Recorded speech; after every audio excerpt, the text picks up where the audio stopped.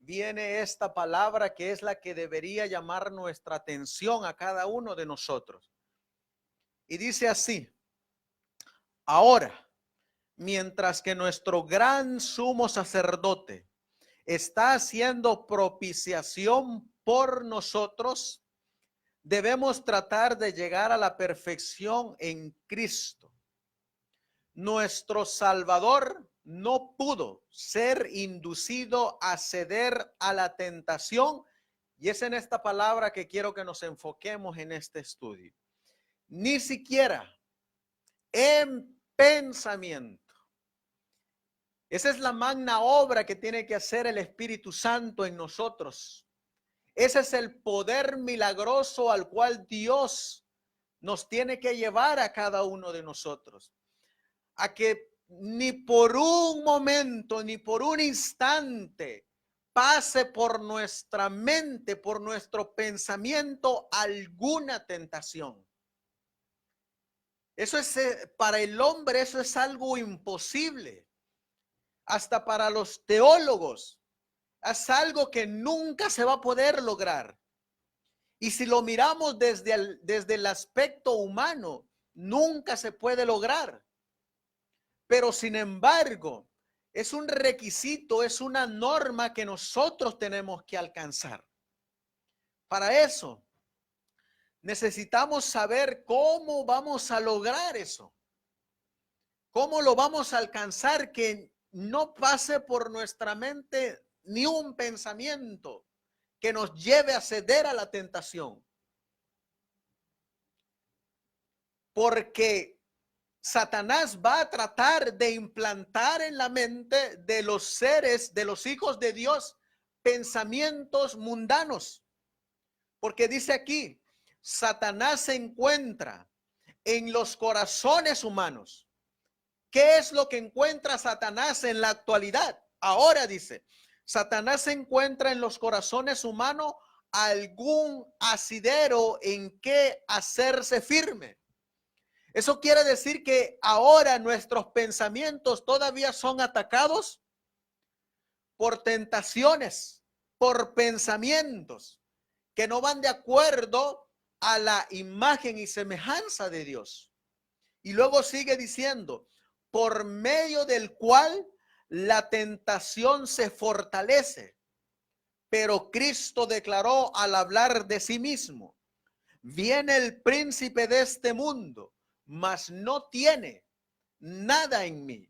Esa palabra cuando dice no tiene nada en mí, quiere decir que ni siquiera sus pensamientos del enemigo pueden pasar o penetrar la barrera que Dios pone a través del Espíritu Santo en la mente de un hijo humano. Eso quiere decir que Satanás no puede penetrar esa mente.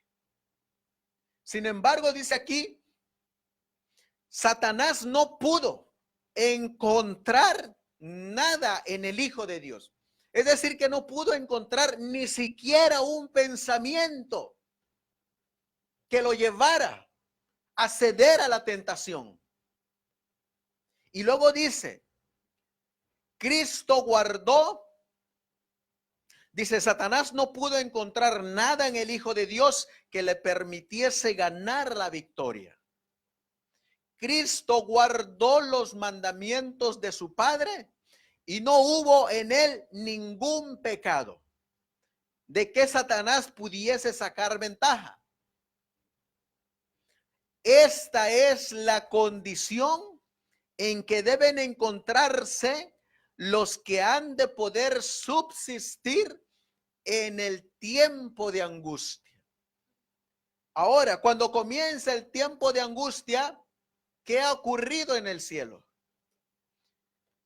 Número uno, se ha acabado el tiempo de gracia. Número dos, nuestro Señor Jesucristo ha dejado de interceder por los pecados. Ha terminado su ministerio sacerdotal en el santuario celestial. Está a punto de cambiarse las vestiduras sacerdotales y ponerse las vestiduras reales. ha dejado caer de su mano el incensario, y las oraciones que eleven los hijos ya no son oraciones para intercesiones. También está a punto de salir del lugar santísimo y venir a la tierra. Como miramos también, hoy en la actualidad se nos está enseñando otro evangelio. Y la Biblia nos dice en el libro de Gálatas, vamos ahora al libro de Gálatas. Vamos a abrir la palabra de Dios en el libro de Gálatas. En el capítulo 1 y en el versículo 6. Gálatas capítulo 1 y el versículo 6. Dice la palabra de nuestro Dios eterno. Estoy maravillado de que tan pronto os hayas traspasado del que os llamó a la gracia de Cristo a otro evangelio. No que haya otro evangelio, sino que hay alguno que os perturban y quieren pervertir el evangelio de Cristo. Así que ¿cuántos evangelios hay de acuerdo a la palabra de Dios? Solamente hay uno. Pero el enemigo de las almas, ¿qué ha hecho? Ha introducido otro evangelio. Y ese otro evangelio es el que nos dice a nosotros que no podemos llegar a la perfección en Cristo Jesús. Ese otro evangelio es lo que va en contra de lo que dice el libro de Judas.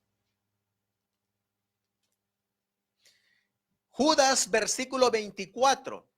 El evangelio de los enemigos de las almas de Dios va en contra de este versículo. Judas, versículo 24.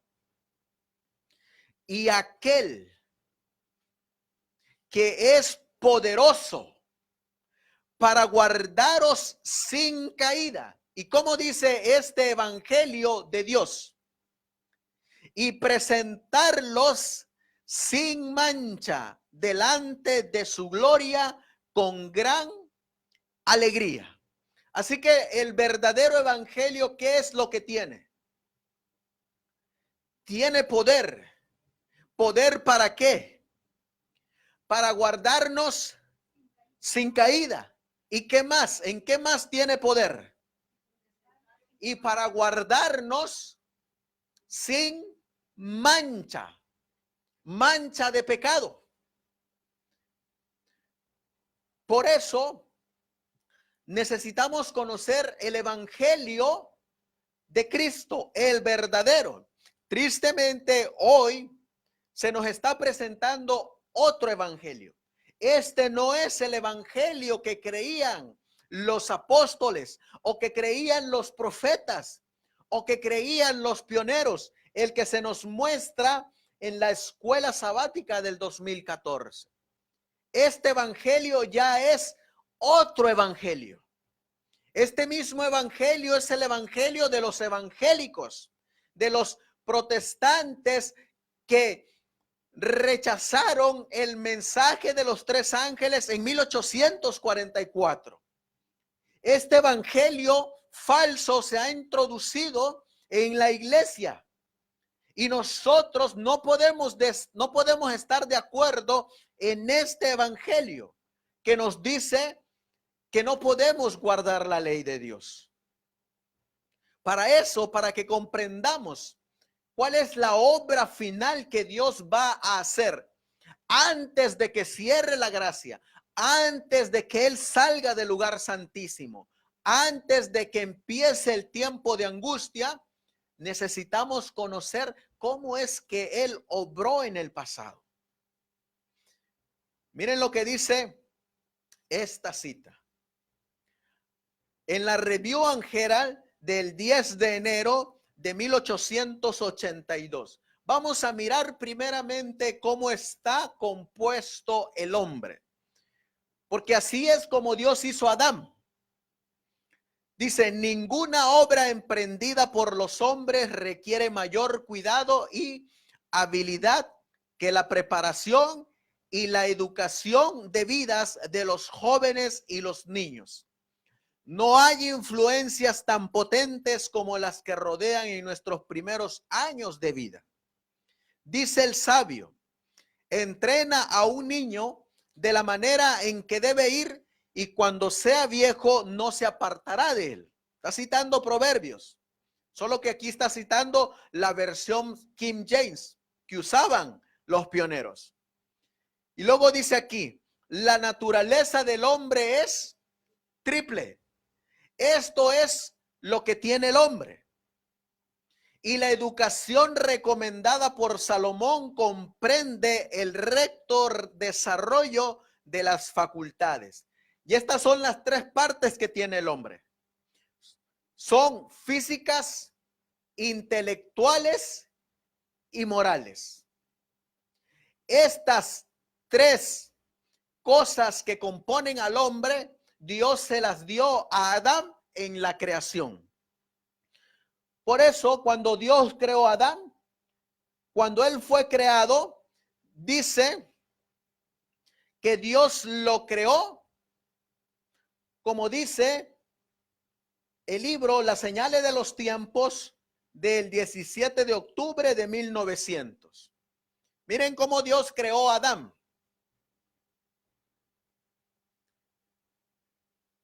Dice, porque Dios lo hizo puro y recto a su propia imagen. Era tan perfecto como los ángeles ante el trono. Así que cuando Dios creó a Adán, ¿cómo lo creó Dios a Adán?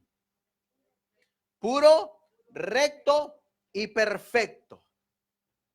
Y cuando Dios lo creó, lo creó con un físico puro, recto y perfecto. Por eso el libro de Patriarcas y Profetas relata de Adán que él era hermoso en todos los aspectos. ¿Cómo eran su intelecto? Tanto Eva como Adán tenían bonita simetría. Ahora, ¿cómo era su intelecto? Era muy avanzado. ¿Y cómo eran sus facultades morales? Eran todas perfectas. Cuando nosotros vamos al libro de Romanos capítulo 5, vamos a ir ahora al libro de Romanos capítulo 5 y vamos a leer en el versículo 12. Romanos capítulo 5 y el versículo 12. Dice la palabra de Dios. Por tanto, como el pecado entró en el mundo por un hombre, ¿por quién entró el pecado a este mundo? Por un hombre. ¿Y cómo se llama ese hombre? Y por el pecado, dice, también entró la muerte. Así que ¿por quién entró la muerte también?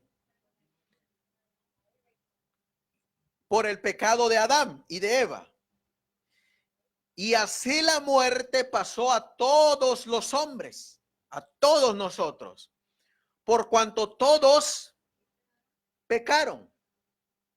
Si nosotros seguimos leyendo en el versículo de Romanos capítulo 3 y en el versículo 23, ¿qué ocurrió cuando Adán pecó? Romanos 3:23. Por cuanto todos pecaron y están destituidos de la gloria de Dios. Así que cuando Adán pecó, ¿qué perdió Adán? Perdió la gloria de Dios, perdió la imagen de Dios. Así que cuando Adán pecó, ¿en qué se convirtieron su estado físico? Se deterioró, cambiaron. ¿Qué pasó con sus facultades intelectuales? Disminuyeron, también cambiaron. ¿Y qué pasó con sus facultades morales? También cambiaron. Por eso cuando miramos, antes Adán era perfecto, puro y recto. Pero después de pecar, Adán perdió esa imagen y semejanza de Dios. Sin embargo, Dios le dijo algo a Adán después de pecar.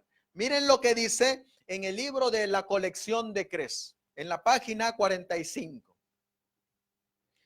No hay uno entre 1000 casados o solteros que se dan cuenta de la importancia de la pureza de los hábitos en la preservación de la limpieza del cuerpo y la pureza del pensamiento.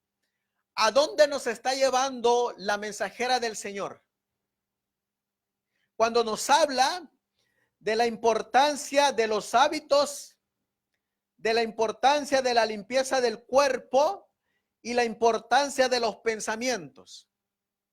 Nos está llevando a estas tres partes que componen al hombre. Nos está llevando a restaurar esas tres partes que fueron dañadas por el pecado. Y luego nos sigue diciendo, la enfermedad es la consecuencia segura de la desobediencia a las leyes de la naturaleza. Así que, ¿qué pasa si violamos la naturaleza de las leyes de la naturaleza de salud? Estamos pecando y por consiguiente, ¿qué vamos a adquirir? Nos vamos a enfermar. Pero ¿qué pasa si estamos observando las leyes de la naturaleza de salud?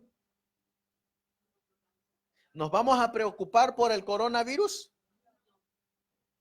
¿Por qué? No nos vamos a preocupar porque estamos obedeciendo las leyes de salud. Ya lo dijo Éxodo capítulo 15, versículo 26. Si obedeces y guardas mis mandamientos, no mandaré a ti ninguna de las plagas que le mandé a los egipcios.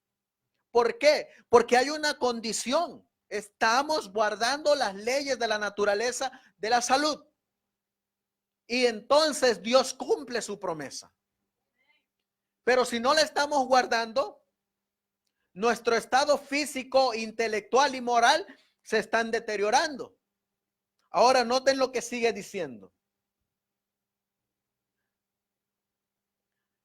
Y el abandono de las leyes de la vida y la salud. Y luego aquí viene el consejo. Es la casa en la que vivimos que debemos preservar. Así que, ¿qué es lo que tenemos que preservar? Nuestro templo, nuestra casa. ¿Y esta casa cómo está compuesta? Físicas, intelectuales y morales. Así que, ¿qué es lo que tenemos que cuidar? Nuestras facultades que Dios nos dio.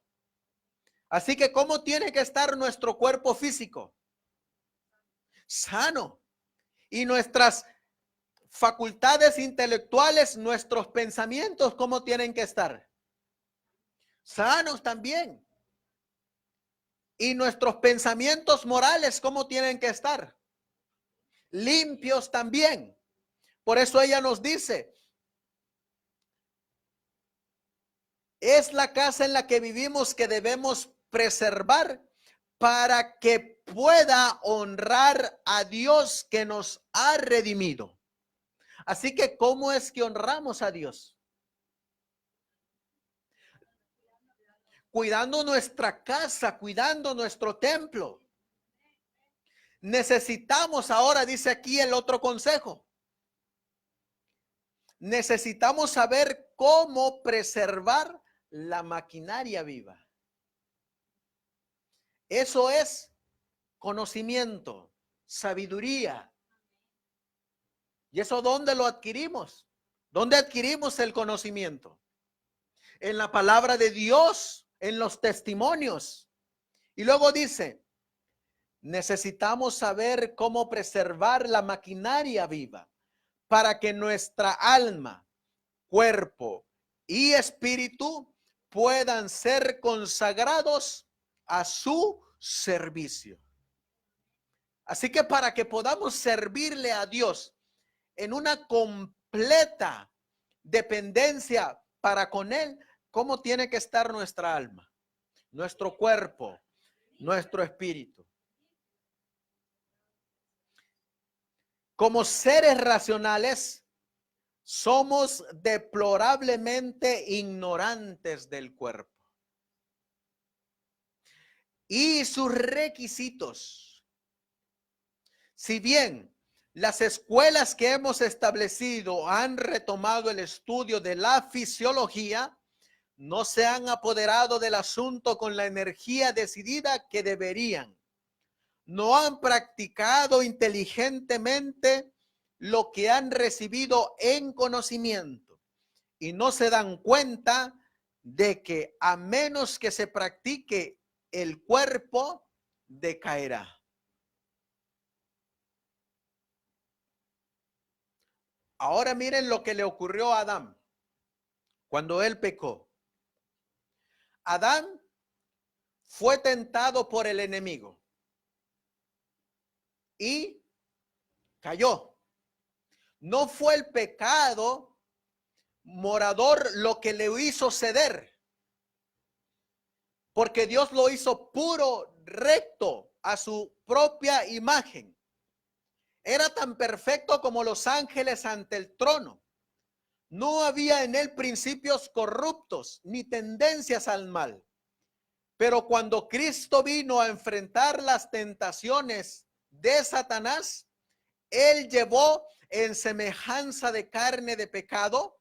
En la versión en inglés dice en carne pecaminosa, en el desierto, debilitado físicamente por un ayuno de 40 días, se encontró con su adversario.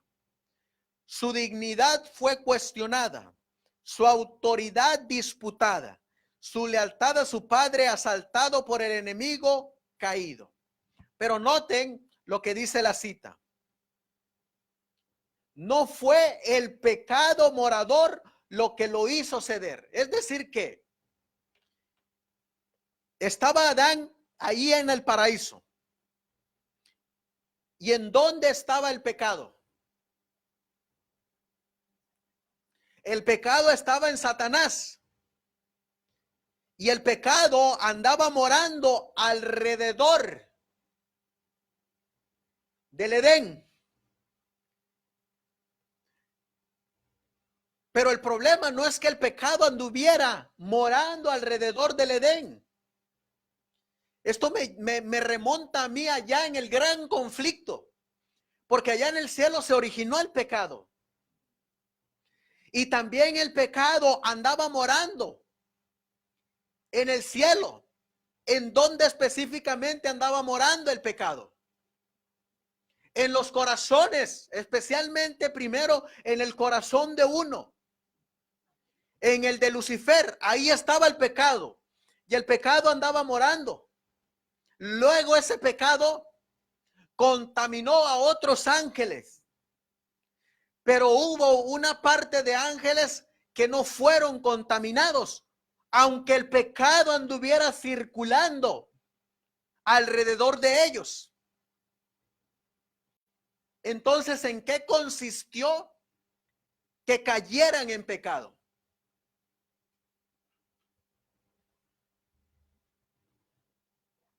En abrirle la puerta en nuestra mente al pecado. Ahorita lo vamos a mirar más claro. Miren lo que dice esta cita. ¿Es el pecado una condición o una elección? Por eso el pecado puede andar allá afuera. El pecado anda en todo el planeta Tierra. Pero ¿quién decide pecar? El que le abre la puerta, ese decide pecar. Por eso el pecado primero se convierte en una elección y luego se convierte en un estado cuando se le abre la puerta. Pero mientras no se le abre la puerta, el pecado no tiene poder en el ser. Por eso miren lo que dice el versículo tan estudiado por nosotros. Todo aquel que comete pecado infringe también la ley, pues el pecado es infracción de la ley. En esta palabrita que nosotros miramos aquí, donde dice es, hay algo que implica ahí, que nos corresponde a nosotros. ¿Y saben qué es lo que nos corresponde a nosotros aquí?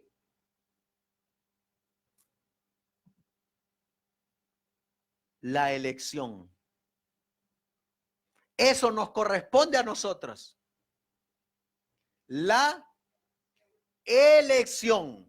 Por eso el versículo podríamos leerlo así. Todo aquel que elige cometer pecado, infringe también la ley, pues el pecado es aquel que eligió infringir la ley. Así que ahora Dios quiere apoderarse de nuestra mente, cuerpo y espíritu.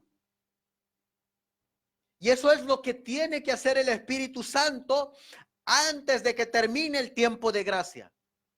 Él tiene que plantar su trono en nosotros para que ya no hagamos nosotros nuestra voluntad, sino que hagamos la voluntad de Dios.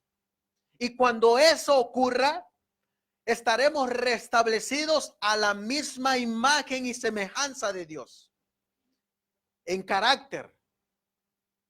Por eso miren lo que dice, hablando acerca de la caída de Adán. Cuando Adán y Eva fueron puestos en el jardín del Edén, eran inocentes y puros y estaban en perfecta armonía con el Creador. En la naturaleza de sus corazones no había la menor sombra de enemistad. Pero cuando cayeron en transgresión, perdieron su pureza. ¿Quién decidió caer en esa transgresión?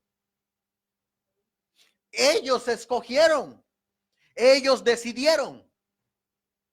Llegaron a ser malvados porque se colocaron del lado del enemigo caído e hicieron lo que Dios específicamente les ordenó que no hicieran. Sigue diciendo, y si Dios hubiera intervenido, la raza humana caída habría establecido una firme alianza con Satanás en abierta enemistad con el cielo. Pero aquí Dios les manda el antídoto para el pecado.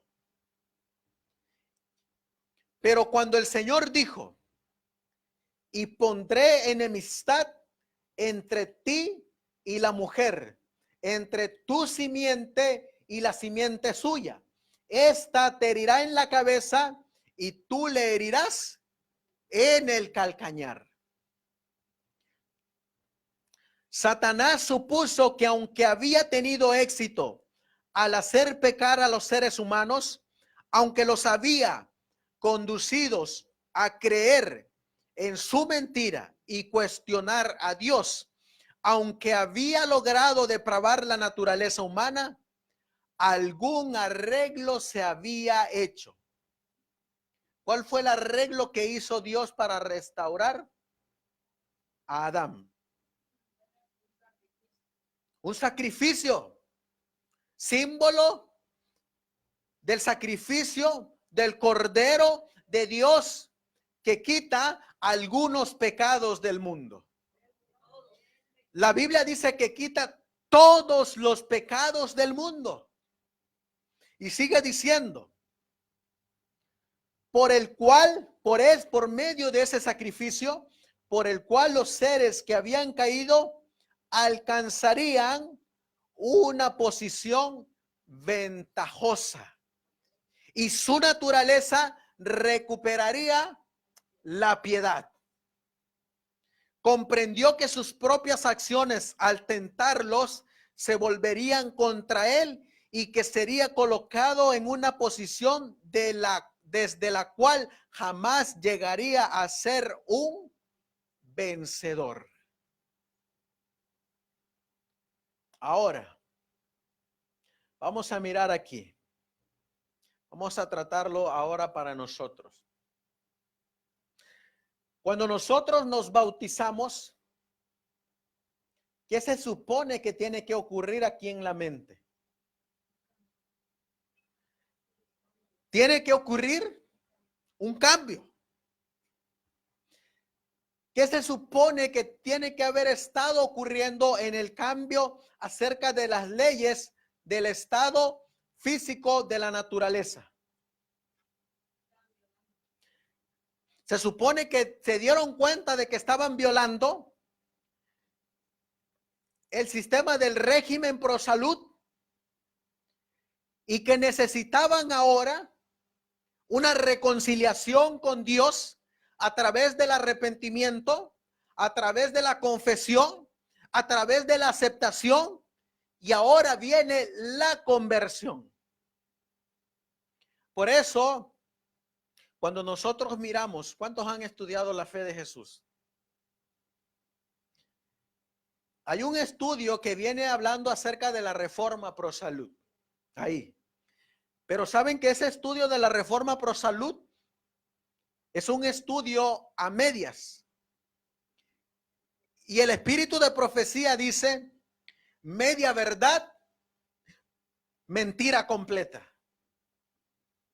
Porque en el estudio de la fe de Jesús, donde habla acerca de la reforma pro salud, ahí no enseña el dejar de consumir la carne, el huevo, la leche, el café, el té, sino que dice el libro de la fe de Jesús que usted puede comer carnes limpias, pero tampoco el estudio de la fe de Jesús le explica que cuando está diciendo que se podía comer carnes limpias, tenía que ser en un lapso de 3 días. Cuando se podía comer. Pero eso no se lo explica la fe de Jesús. Porque tenía que ser fresca. Ahora, para nuestros tiempos, muchos que están todavía con ese evangelio siguen practicando una falsa reforma pro salud. Y por eso la fe de Jesús nos da un evangelio diluido, a medias. Solo aquel que conoce plenamente el estudio le va a añadir lo que le falta a ese estudio y le va a quitar lo erróneo de ese estudio. Por eso es una verdad a medias. Y si lo dejamos así, una mentira completa. Porque entonces estamos dándole la autoridad a todos aquellos que estudian la fe de Jesús que pueden transgredir el templo de Dios, metiéndole las cosas que Dios prohibió. Y estamos entregando un falso evangelio. Ahora, miren lo que dice, hablando de lo que hay aquí en este cerebro.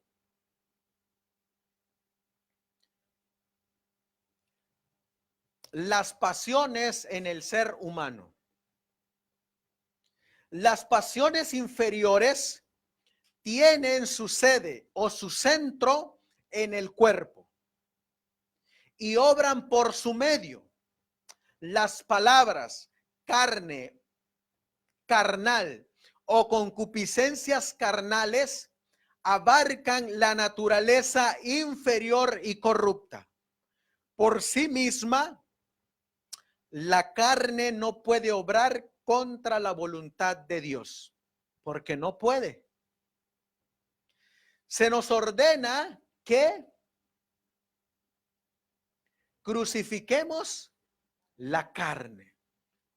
Esto es lo que nos está diciendo Pablo en Gálatas capítulo 2 y versículo 20. Cuando Pablo nos dice en Gálatas capítulo 2 y el versículo 20. Miren lo que dice Gálatas.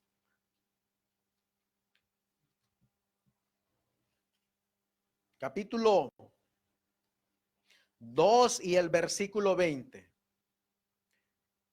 Con Cristo estoy juntamente crucificado, mas vivo ya no yo, sino que Cristo vive en mí. Y lo que ahora vivo en la carne, ¿cómo estaba haciendo Pablo con la carne? ¿En dónde estaba poniendo Pablo la carne? En la cruz. Está crucificando la carne. Y lo que ahora vivo en la carne, lo vivo en la fe del Hijo de Dios, el cual me amó y se entregó a sí mismo por mí. Esa es la justicia impartida, donde ya los dos tienen que obrar, tanto el creador como la criatura, para la redención. Pero miren lo que sigue diciendo. Se nos ordena que crucifiquemos la carne con los afectos y las concupiscencias. Así que, ¿qué más tenemos cuando crucificamos la carne? ¿Qué crucificamos? Los afectos. ¿Qué son los afectos? Lo que a nosotros nos gusta. Nuestros sentimientos. Nuestras pasiones.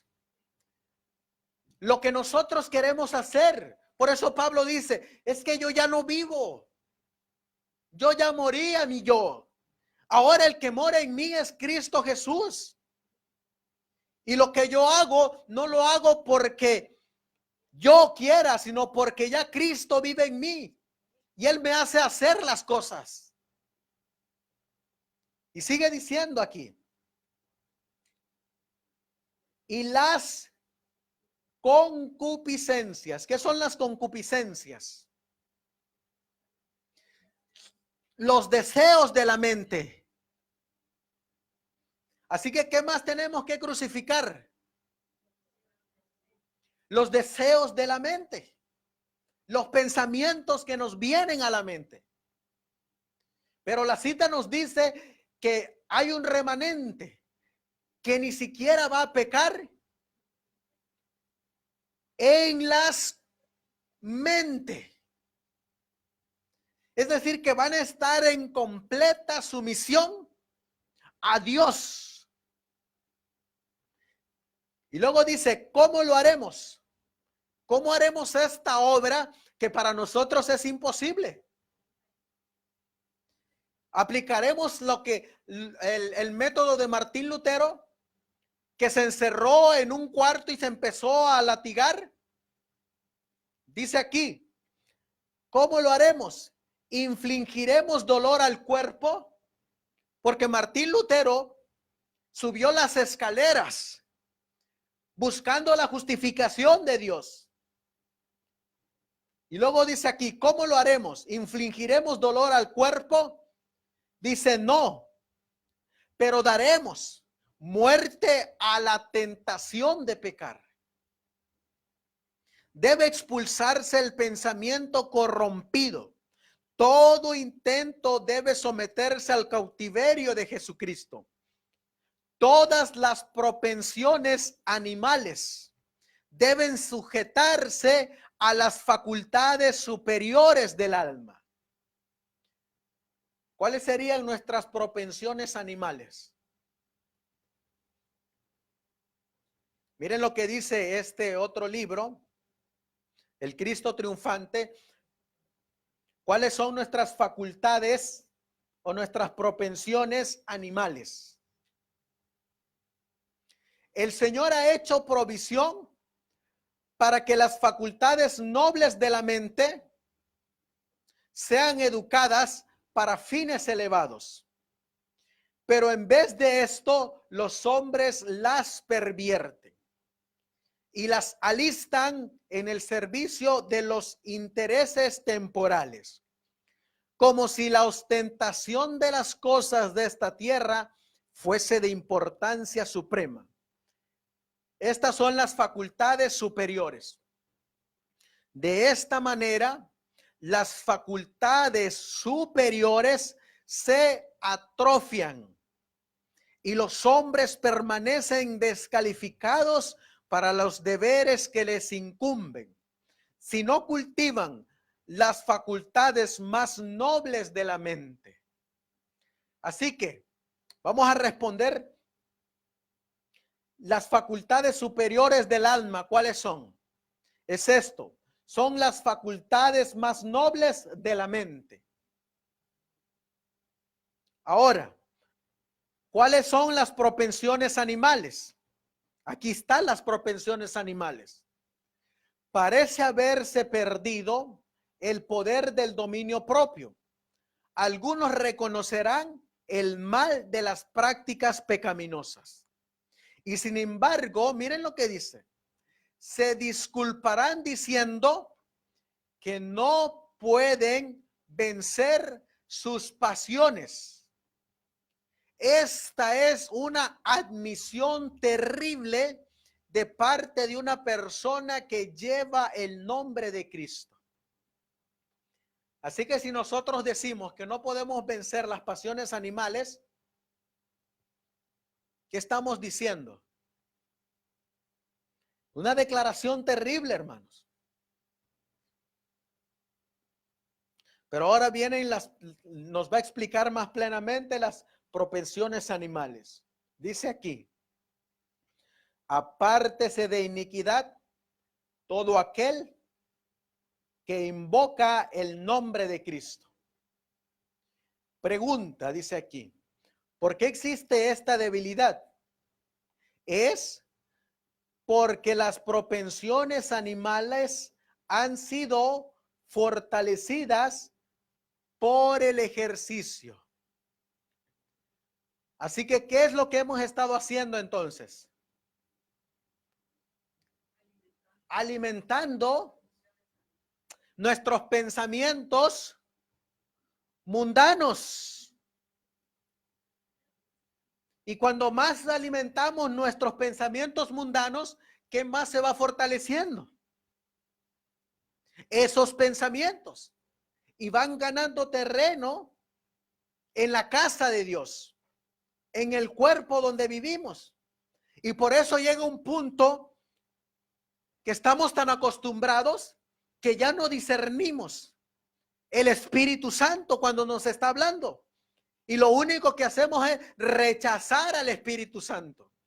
Eso es en el estado en que se encuentra la iglesia de la Odisea.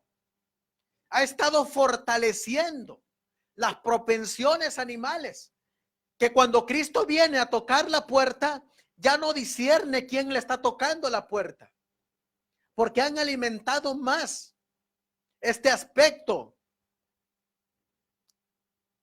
espiritual. Se han degradado. Sigue diciendo: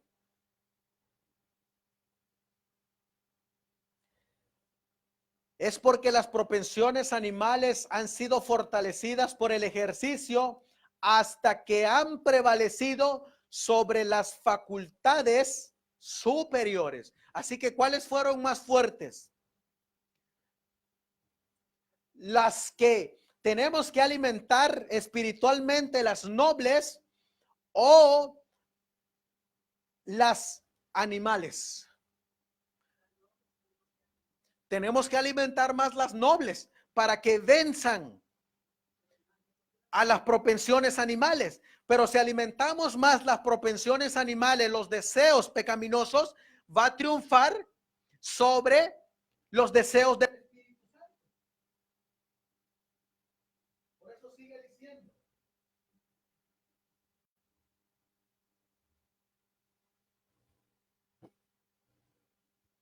Sigue diciendo, están muriendo espiritualmente porque han condescendido durante tanto tiempo con sus apetitos naturales que su dominio propio parece haber desaparecido. Es decir, que la persona, ¿qué es lo que ya no tiene? Ya no tiene dominio propio. Ahora yo les hago la pregunta. Cuando un cuerpo ya no tiene dominio propio, entonces, ¿quién lo está dominando? Entonces ya está completamente entregado a Satanás. ¿Y en qué se ha convertido esta casa? En Apocalipsis 18 dice que se ha convertido en habitación de demonios y guarida de todo espíritu inmundo y albergue de toda ave sucia y aborrecible. Por eso cuando ya el cuerpo ha rechazado al Espíritu Santo y ya no tiene poder en sí mismo para ejecutar voluntad, lo único que hace el cuerpo es los frutos de la carne. ¿Y cuáles son los frutos de la carne? Nos los dice Gálatas capítulo 5. Pleitos, enemistades, contiendas, chismes, maledicencias, glotonería, embriaguez, hechicería, todos los frutos de la carne, porque ya no tiene voluntad propia. Por eso cuando Cristo vino, Él miró a tal grado la degradación que había traído el pecado, que cuando le dijo a los judíos, si creyeren en mi nombre, os haré verdaderamente libres. Y los judíos dijeron, nosotros nunca hemos sido esclavos de nadie. Nosotros somos descendientes de Abraham. ¿Cómo dices tú que seremos libres? Y Jesús les dice, el que hace pecado, esclavo es del pecado. Y al hacerse esclavo del pecado, súbdito de quién se hace? De Satanás. Mas yo he venido para que tengan libertad y la tengan en mi nombre. Para que sean verdaderamente libres de todo pecado. Ese es el poder del evangelio, que nos liberta, que nos trae justicia, que nos trae amor. Sin embargo, cuando nosotros miramos, hay algunos que dentro de la iglesia podríamos decir que están poseídos por un espíritu. Suena raro o suena fuerte, pero es la realidad. Porque uno que está con Cristo, nueva criatura es. Las cosas viejas pasaron y lo que hay en él son los frutos del Espíritu Santo, que son amor, gozo, paz, paciencia, benignidad, templanza, mansedumbre. Y contra tales cosas, dice la palabra de Dios, no hay ley, porque está en armonía con Dios y con la ley. Ahora miren lo que nos dice la mensajera del Señor.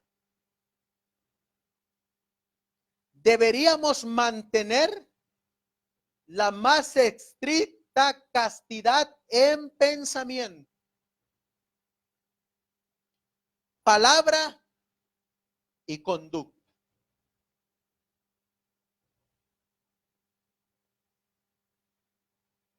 ¿Qué entendemos nosotros por castidad?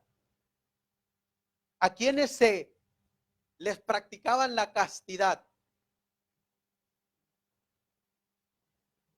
A los eunucos les practicaban la castidad. Y cuando les practicaban la castidad, ¿con qué motivo les practicaban la castidad?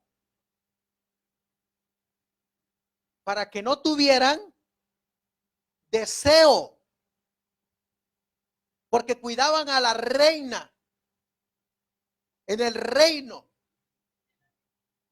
Ahora, dice aquí que nosotros tenemos que castrar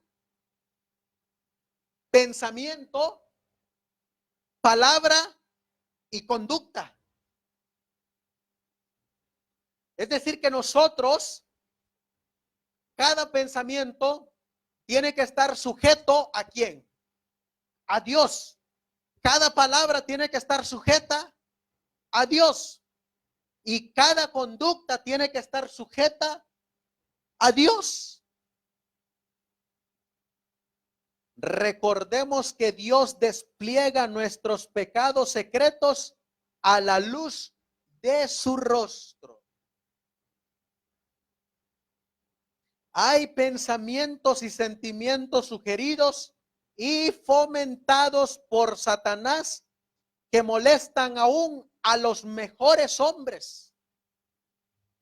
Pero si no se los alberga, si se los rechaza por odiosos, el alma no se contamina con la culpa y nadie recibe la mancha de su influencia.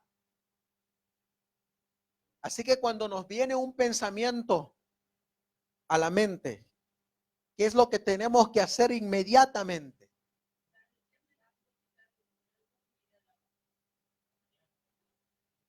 Tenemos que rechazarlo, tenemos que quitarlo. Pero hay algo, hay una palabra que dice aquí. ¿Se acuerdan que dice Génesis 3:15? Y pondré enemistad.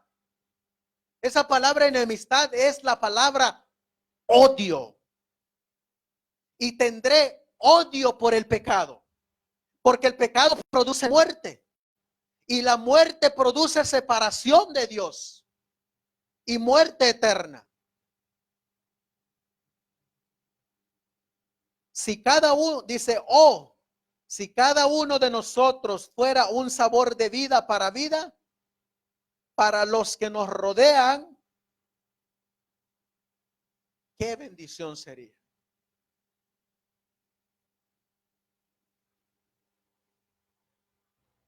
Ahora miren lo que dice hablando acerca de las pasiones inferiores.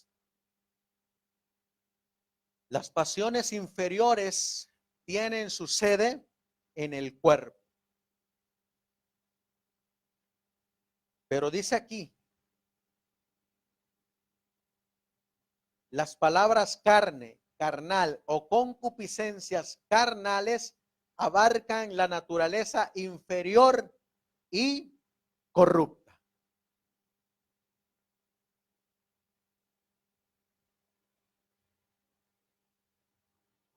Esto es lo que Dios también nos ha dejado a nosotros. Esto es lo que tiene que ser nuestro centro para ir finalizando nuestro estudio. Cuando nosotros nos bautizamos, porque desde la mañana hemos estado hablando del nuevo nacimiento. Cuando nosotros nos bautizamos, ¿qué es lo primero que tenemos que entregarle a Dios?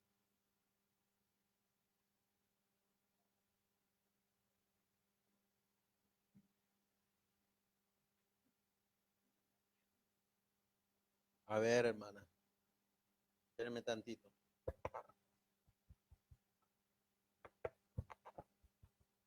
A ver si se oye.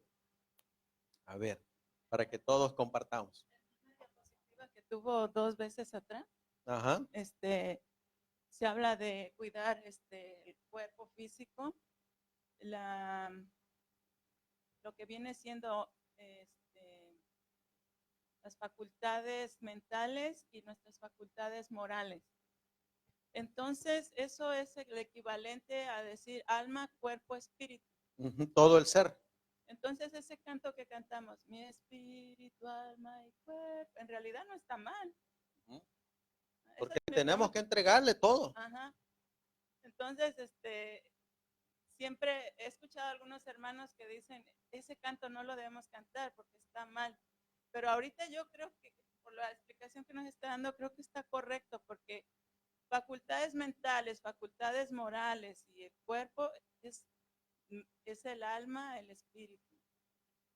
Porque es ahí donde María sintió el gozo cuando el ángel vino a explicar, a decirle que iba a ser la mamá del bebé Jesús. Y luego también el apóstol Pablo nos dice que justamente estas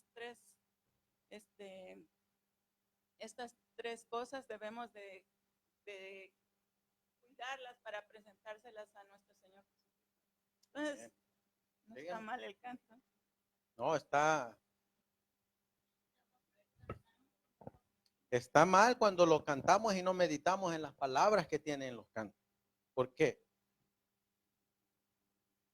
Porque muchas veces cantamos sin analizar el canto. Ahora, nos quedamos aquí. Miramos nosotros, voy a regresarme hasta el principio para luego leer esa cita. Cuando Dios creó a Adán, ¿qué le dio a Adán que siguió manteniendo él después del pecado? Le siguió dando el libre albedrío, pero también le siguió dejando su voluntad. Así que después de la caída que tuvo Adán, ¿podía Adán volver a caer? Eva, ¿podía volver otra vez a caer? Pero la Biblia, ¿por qué ella no registra ninguna caída de Adán ni ninguna caída de Eva? Porque decidieron no pecar más y entregarle la voluntad a Dios. Se dieron cuenta de la magnitud de su pecado y decidieron no volver a cometer ese pecado. Por consiguiente, mantuvieron una vida en santificación. Y cuando pasaron al descanso, llegaron a la redención. Pero yo les hago la pregunta, ¿será que cuando él fue perdonado y empezó el proceso de la santificación, si él hubiera muerto en pecado, habría alcanzado el estado de redención y glorificación? No, porque la Biblia nos dice que Dios es un Dios justo y que no hace acepción de personas. Y allá en el cielo a Satanás lo expulsaron por un pecado que se originó en el pensamiento, pero que el Padre y el Hijo estuvieron tratando de remediar para que ese pensamiento no diera fruto. Cuando el pensamiento se arraigó en el corazón de Lucifer, dio fruto. Y entonces dijo, levantaré mi trono y en el santo monte me sentaré. Ahí está el resultado de la rebelión. Sin embargo, nos dice Historia de la Redención y Primeros Escritos que Jesús fue individualmente uno con uno de los ángeles que habían sido contaminados por ese pensamiento. Y dice que a más de uno los trajo de vuelta. Pero hubo una tercera parte que no pudo él traerlos de vuelta. La pregunta es, ¿por qué no pudo traerlos de vuelta? Porque ellos decidieron voluntariamente seguir pecando. Por eso el pecado, nosotros decidimos si lo queremos hacer o no lo queremos hacer. Por eso cuando leemos esta cita, hablando acerca de qué poder nos gobierna. Y este es el poder que debe de gobernarnos a nosotros justamente antes de que entremos en el gran tiempo de angustia. La voluntad es el poder que gobierna la naturaleza humana. Pero la naturaleza humana, ¿cómo está? Está en una naturaleza caída. Pero en esa naturaleza caída, por medio del Espíritu Santo, podemos sujetar la voluntad a Dios. Por eso dice aquí, sometiendo todas las otras facultades a su dominio. Y miren lo que va a decir que no es la voluntad de Dios. La voluntad no es el gusto. La voluntad no es la inclinación, sino el poder que decide, que obra en los hijos de los hombres para obedecer a Dios o para desobedecerlo. Así que, ¿qué es la voluntad?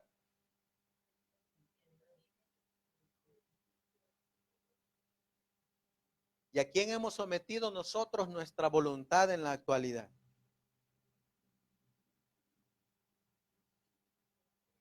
Cuando Dios nos habla a nosotros por medio del Espíritu Santo y nos dice, porque el libro de Isaías nos dice que hay algunos que oyen la voz por la parte de atrás y que le dice, mira, anda por este camino, ve por este camino. Es un camino muy estrecho, pero tienes que andar por ahí. Pero al andar por ahí, tienes que desaprender muchas cosas y tienes que aprender nuevas cosas. Y entonces entramos en este tipo de voluntad, el gusto. Pero esa ya es mi voluntad.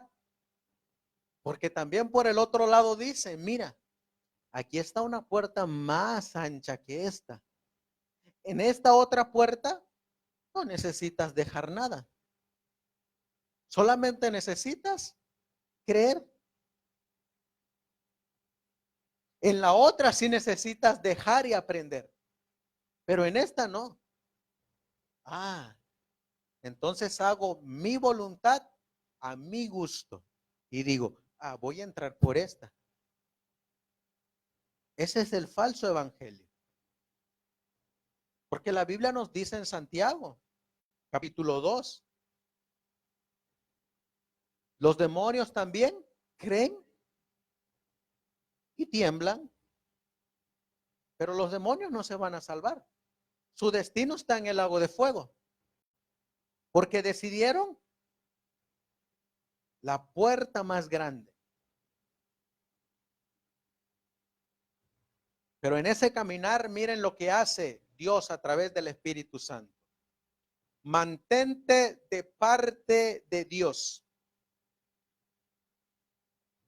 No pises en terreno del enemigo. ¿Cuál es la orden?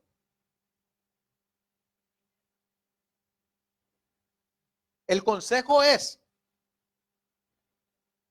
si Eva hubiera escuchado este consejo cuando Dios les dijo, no comas, y al decirle no comas, está implícito también la orden, ni te acerques, ni lo toques. Porque cuando tú entres en el terreno del enemigo, puedes caer. Ese lugar está minado. Ya habían ángeles que les habían dicho a los dos, ahí en ese árbol hay un ser que cayó del cielo y él va a hacer que ustedes pequen. En la actualidad nos habla de la misma manera. En la actualidad también nos dice, y primero vamos a hablarlo como iglesia. Si yo ya sé que en aquella iglesia enseñan falsas doctrinas, ¿qué voy a ir a hacer ahí? voy a estar propenso a que esas ideas se vayan enraizando en mi mente y nos separen de Dios. Voy a hacer que tal vez salir allá empiece a mirar el pecado no en su estado normal como Dios lo mira, odioso. Por eso la orden dice, no pises en terreno del enemigo. Y el Señor será tu ayudador. Él hará por ti lo que no puedes hacer por ti mismo. Y luego dice, pero debes recordar que tu voluntad es la fuente de todas tus acciones.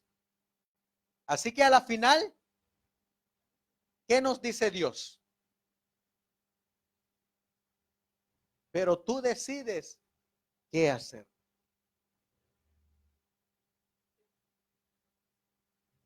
Nos deja decidir. ¿Y saben por qué nos deja decidir? Porque allá en el cielo vamos a decidir voluntariamente, por amor a Dios, obedecer su ley. Porque nadie nos puede obligar a obedecer la ley. Tiene que ser voluntariamente.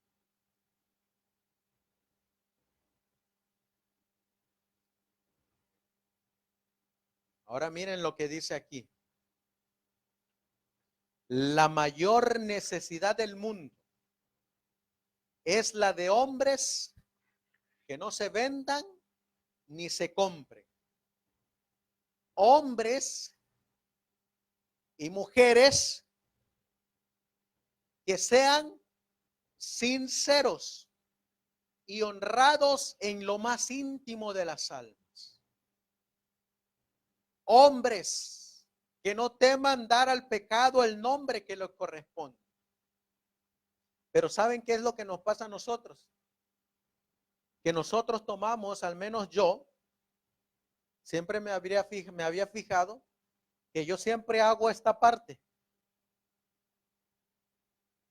que llamo al pecado por su nombre, pero se me olvida que antes de esta parte dice esto, que sean sinceros y honrados en lo más íntimo, en lo secreto. Es decir, que antes de que yo denuncie o hable, ¿cómo tengo que estar primeramente yo?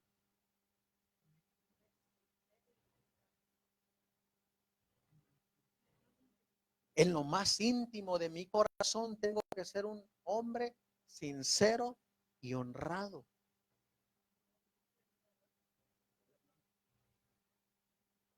Como dijo un predicador, si nosotros denunciamos a la bestia, si denunciamos al hombre de pecado, pero nosotros seguimos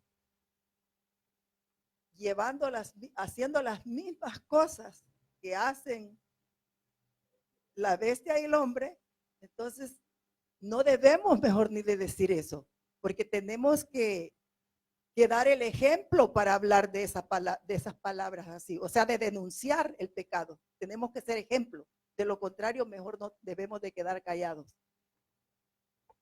Eso es lo que está diciendo la cita. Que tenemos que ser hombres y mujeres sinceros en lo más profundo de nuestro corazón. Ahora yo les hago la pregunta, ¿será que necesitamos nacer de nuevo? A partir de hoy necesitamos nacer de nuevo.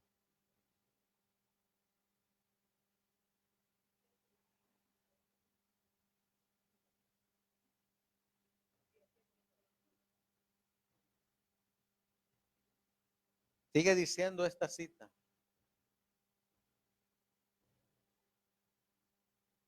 Hombres cuya conciencia sea tan leal al deber como la brújula al polo. ¿Y la conciencia en qué parte del cuerpo está?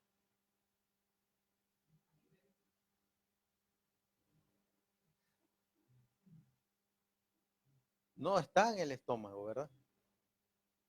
Aquí. Ese es el estado en que va a estar el remanente. Humanamente imposible, hermano. Pero Dios nos ha dejado todo lo que necesitamos para llegar a ese estado. De nosotros depende. De nadie más que de nosotros.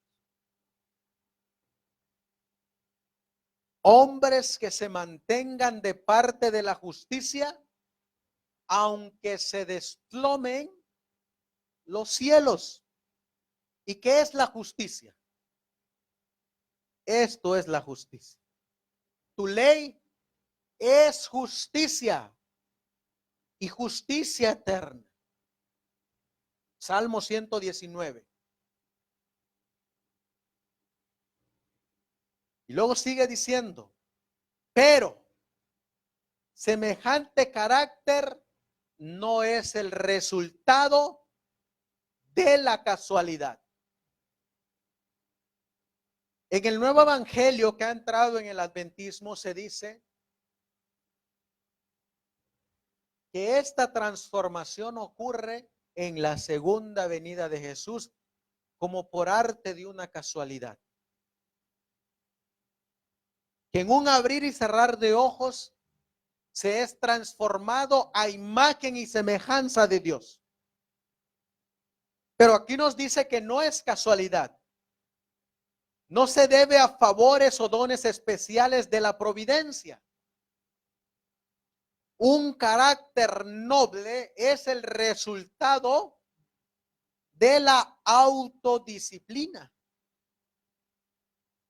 de la sujeción de la naturaleza baja a la superior, de la entrega del yo al servicio de amor a Dios y al hombre.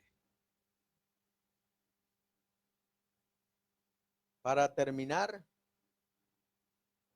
vamos a ir a Primera de Juan.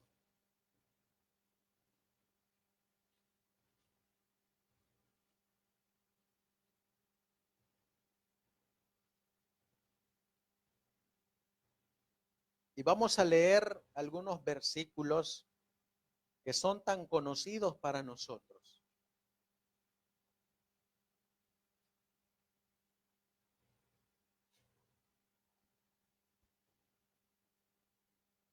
Primera de Juan, capítulo 3 y el versículo 4.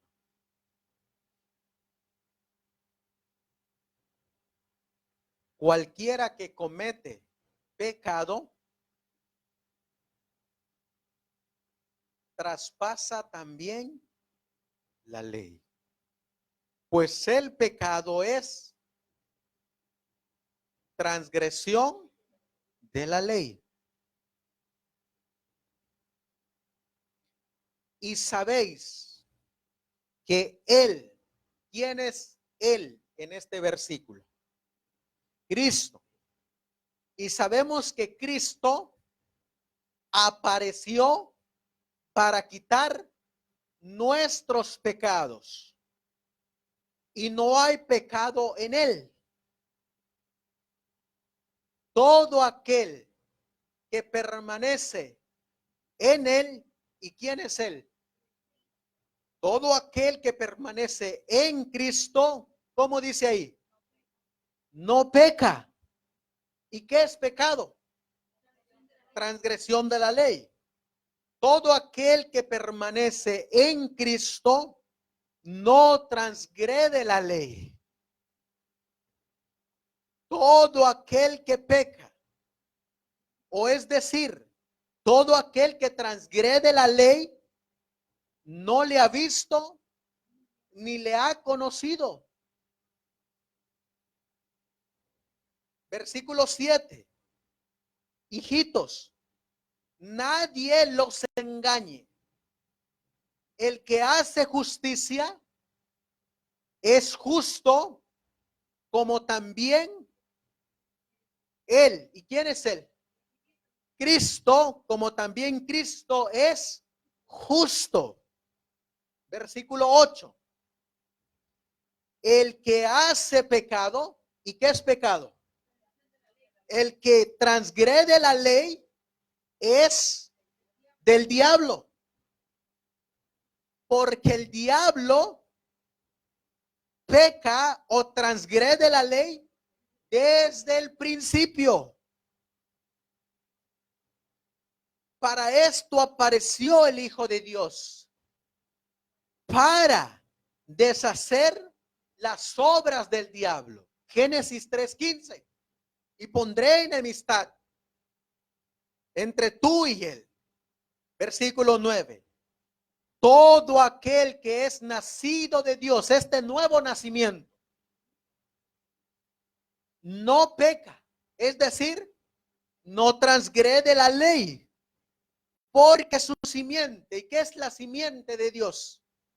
Su Hijo Cristo Jesús morando en uno, porque su simiente permanece en él y no puede pecar o no puede transgredir la ley de Dios, porque es nacido de Dios, porque es nacido del Espíritu y no puede pecar. Versículo 10. En esto son manifiestos los hijos de Dios y los hijos del diablo. Todo el que hace justicia, todo el que no hace justicia y que no ama a su hermano, no es de Dios. Y si no es de Dios, entonces ¿de quién es? Del diablo. Porque este es el mensaje que habéis oído desde el principio. ¿Desde cuándo? Desde la creación del mundo. A Adán se le dio este mensaje. A Sem se le dio este mensaje. A Abraham se le dio este mensaje. A Isaac se le dio el mensaje. A Jacob se le dio el mensaje. A Moisés, a todos los patriarcas y profetas, a los apóstoles, a los pioneros, y ahora nos ha llegado a nosotros. Que antes de que venga el gran tiempo de angustia, nos tiene que encontrar en Cristo Jesús sin pecado.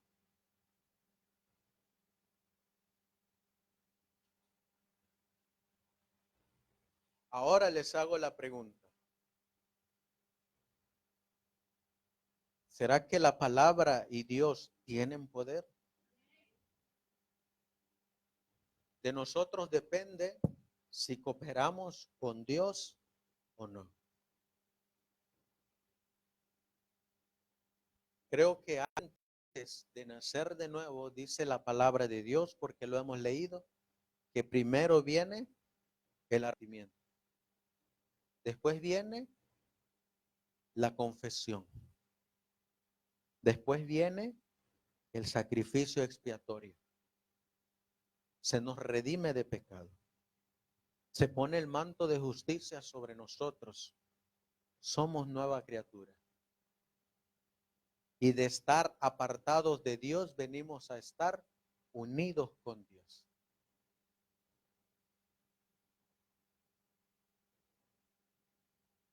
Y antes de nacer de nuevo,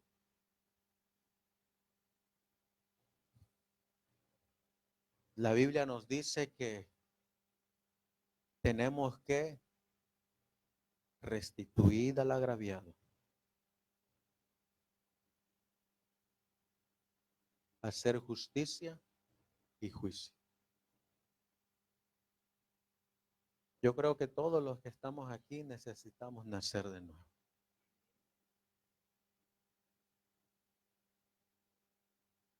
Porque yo sé que en palabras y acciones he ofendido a mi hermana Reina. Le he quedado mal a las hermanas Toruño. Y necesitamos ese arrepentimiento, esa confesión.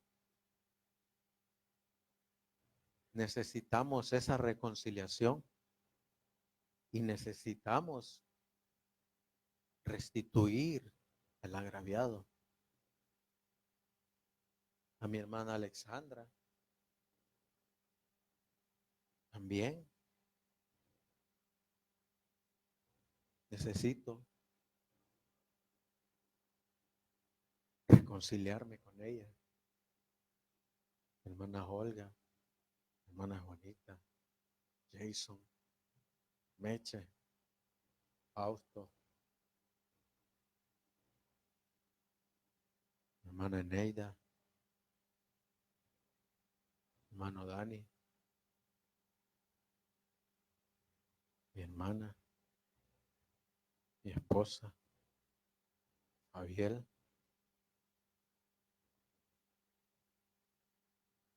Porque a veces mis palabras las he dicho sin pensar. O mis miradas han matado más que una arma. O mis acciones han sido piedra de tropiezo para otros.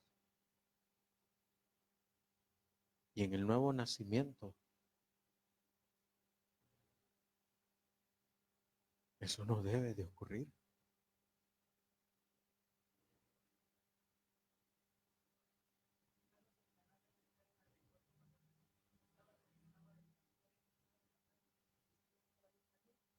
¿Se recuerda cuando recibimos el sábado ese viernes? Que después de que cantamos y oramos, cada familia ahí se dirigió a pedirse, porque especialmente en el matrimonio, en el hogar, es donde más hay roces y se pasan por alto con la familia, con los hijos, con la esposa o el esposo. Y después continúa ya con el resto de los seres humanos, ¿verdad? Además con los que nos frecuentamos. Entonces, después de recibir el sábado, nos pedimos perdón, ¿verdad? Porque entramos en el día santo del Señor. Y cuando nosotros hacemos eso, realmente estamos honrando el día que el Señor ha dejado. Y es por eso que Él nos pide, y hemos aprendido de esa manera, que al recibir el sábado tenemos que perdonarnos unos con otros.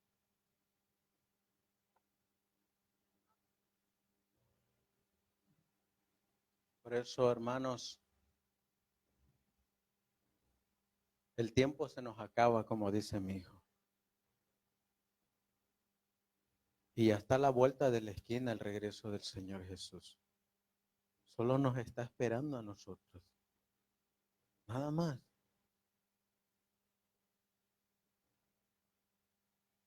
Ya sea que nos tengamos que ir o quedar, antes de dar ese paso tenemos que estar a cuentas con Dios y con nuestros hermanos.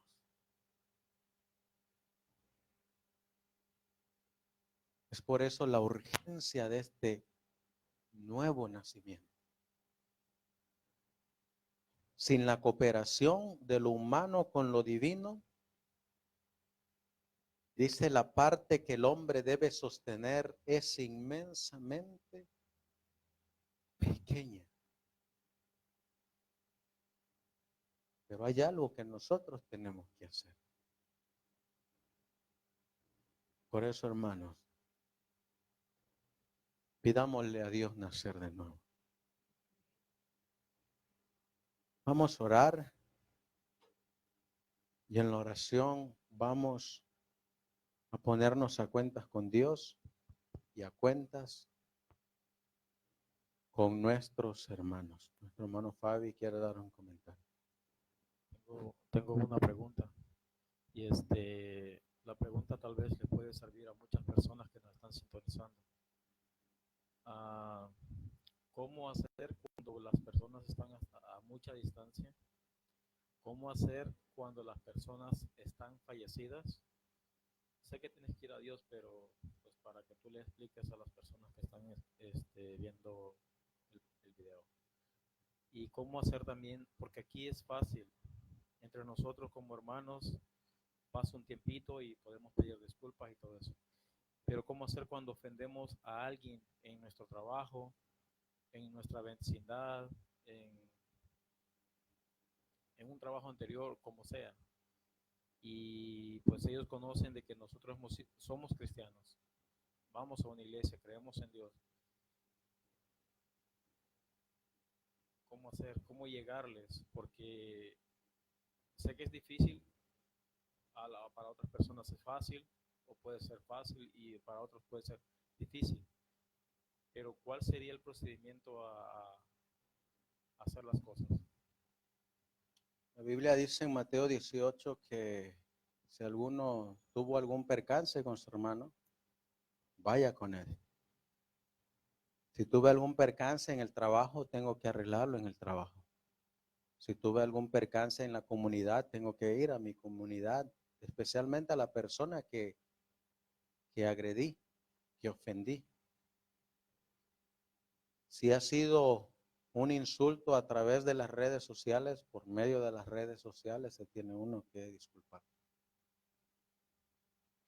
Dios nos ha dejado todos los medios para arreglar y limpiar con la sangre de Cristo nuestro registro.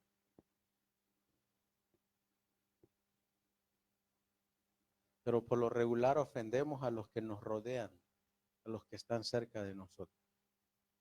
A ellos son a los que ofendemos. Y con ellos son con los que tenemos primeramente que empezar. La Biblia dice, empieza por tu casa. Y después sigue por los demás. Por eso, hermanos, vamos a ponernos de rodillas. Vamos a dejarle a Dios y nosotros hacer nuestra parte.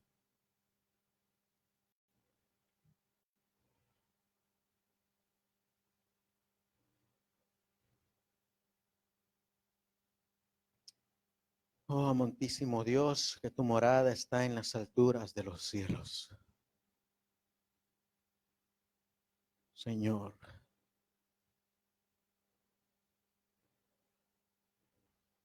aquí estamos un grupo de tus hijos, Señor, que nos has hablado a través de este mensaje.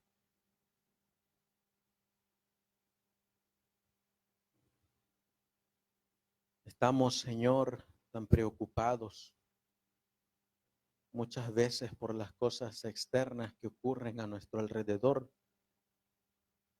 pero nos olvidamos de las cosas internas que están dentro de nosotros. A veces, Señor, traemos un pecado escondido dentro de nosotros. Puede ser, Señor, algún deseo pecaminoso. Puede ser, Señor, una rencilla. Puede ser, Señor, algo que me hicieron y que no puedo perdonar. A veces, Señor, puede ser algo que yo mismo estoy alimentando día con día.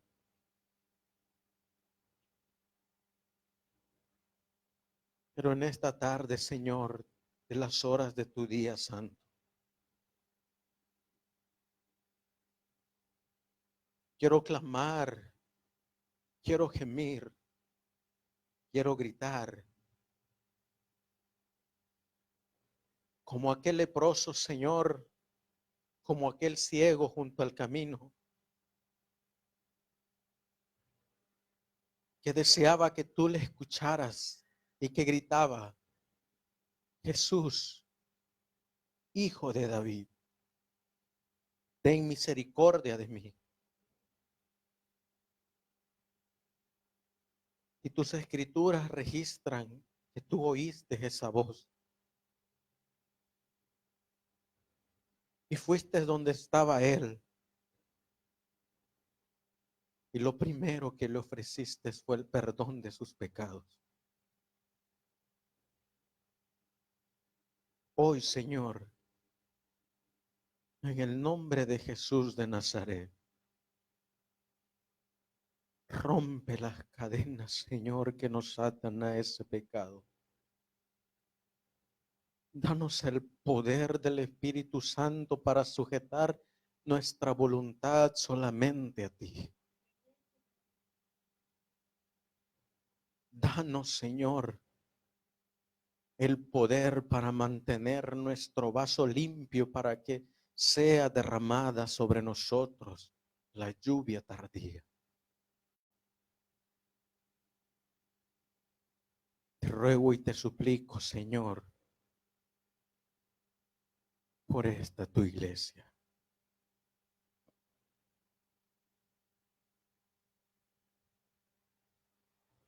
Han pasado, Señor, algunos meses desde que tú fuiste llamando a uno por uno para integrarse a este remanente.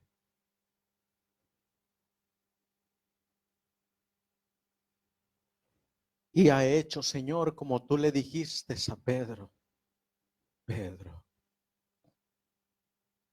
el diablo os ha pedido para zarandearos, mas yo he rogado por ti. Y de igual manera, Señor, el diablo ha zarandeado, pero no ha vencido, Señor. Porque todavía arde en nuestro corazón el deseo de hacer tu voluntad.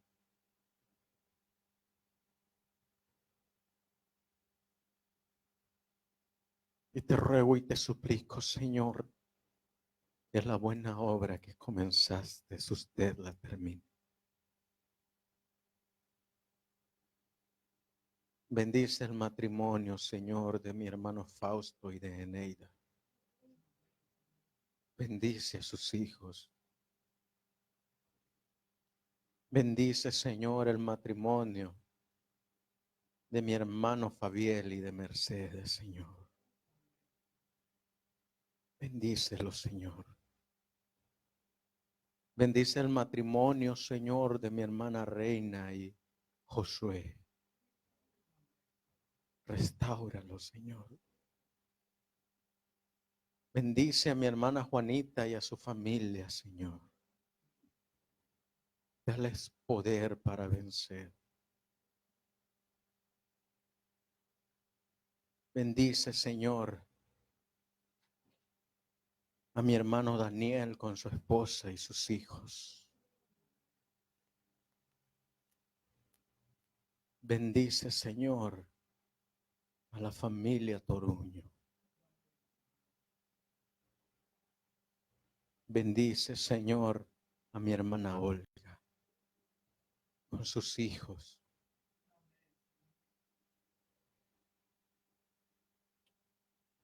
Bendice, Señor, a cada uno de los que estamos aquí.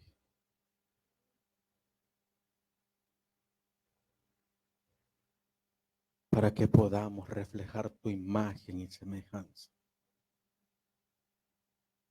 Hay muchos más, Señor, que pertenecemos a esta iglesia, pero que tú nos conoces. Ayúdanos a salir victoriosos en esta batalla. Y ya sea, Señor, que muramos o que vivamos, podamos decir, ya no vivo yo, mas Cristo vive en mí.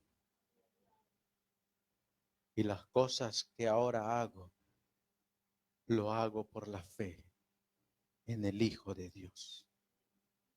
Todo esto, Señor, te lo pedimos y te lo suplicamos.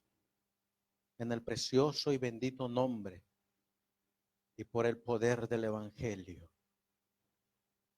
y por el poder de tu Hijo amado, Te pedimos todos estos favores en el nombre de Jesús. Amén.